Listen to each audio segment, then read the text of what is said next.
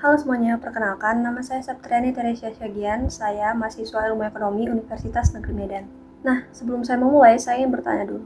Coba jujur, siapa di sini yang rasa pelajaran kewarganegaraan itu cuma hafalan?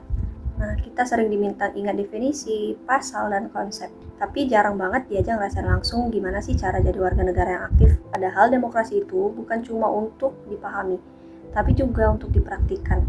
Nah, di video ini, aku bakal nunjukin kalau demokrasi itu sebenarnya bisa dihidupkan di sekolah. Penasaran gimana caranya? Yuk kita bahas. Ternyata ada penelitian menarik nih dari negara Thailand yang mencoba menjawab masalah ini. Nah, mereka nggak cuma fokus ke teori di kelas, tapi benar-benar berusaha membangun budaya demokrasi di lingkungan sekolah. Nah, fokusnya ada dua hal utama. Yang pertama, membangun kerjasama antara universitas dan sekolah. Dan yang kedua, mendorong siswa supaya benar-benar terlibat aktif dalam kegiatan demokrasi, bukan cuma sekedar belajar dari buku atau mendengarkan guru menjelaskan.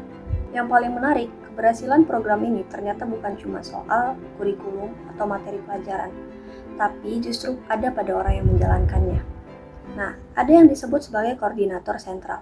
Ini adalah orang yang menghubungkan semua pihak, mulai dari sekolah sampai universitas. Peran ini penting banget karena tanpa koordinasi yang jelas, programnya bisa berhenti di tengah jalan. Bahkan disarankan ada 3-4 orang supaya sistemnya tetap stabil dan tidak bergantung pada satu orang saja. Nah, di sisi lain, siswa belajar demokrasi lewat dua jalur. Yang pertama, pembelajaran di kelas dan juga kegiatan di luar kelas, seperti organisasi atau diskusi. Mereka diajarkan nilai-nilai penting seperti tanggung jawab sebagai warga negara, toleransi terhadap perbedaan, kebebasan berpendapat, hingga kesetaraan. Dan yang menarik lagi, cara mereka berpartisipasi juga mengikuti perkembangan zaman. Banyak siswa yang lebih aktif menyampaikan pendapat lewat media sosial atau diskusi dengan teman sebaya dibanding terlibat langsung dalam aksi politik formal. Nah, ini menunjukkan bahwa cara berdemokrasi generasi muda itu sekarang memang sudah berubah.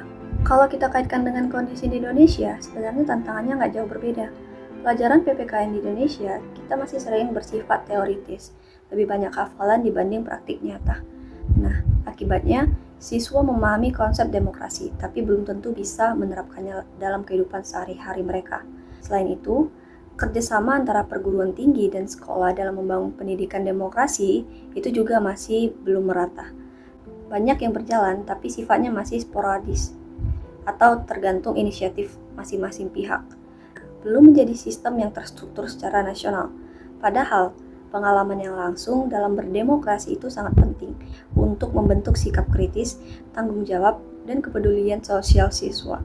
Jadi, dari pembahasan ini, kita bisa menyimpulkan bahwa demokrasi itu bukan hanya sekedar teori yang hafal di kelas, tapi sebuah nilai yang harus dilatih, dialami, dan dibiasakan sejak dini. Nah, dengan adanya kolaborasi yang baik antara sekolah, universitas, dan pemerintah, kita punya peluang besar nih untuk menciptakan lingkungan belajar yang lebih hidup dan relevan dengan kehidupan nyata. Nah, harapannya, generasi muda Indonesia bisa tumbuh menjadi warga negara yang tidak hanya paham demokrasi, tapi juga aktif, kritis, dan bertanggung jawab dalam menjalankannya. Saya Septriani, terima kasih sudah menyimak sampai akhir, semoga bermanfaat dan sampai jumpa.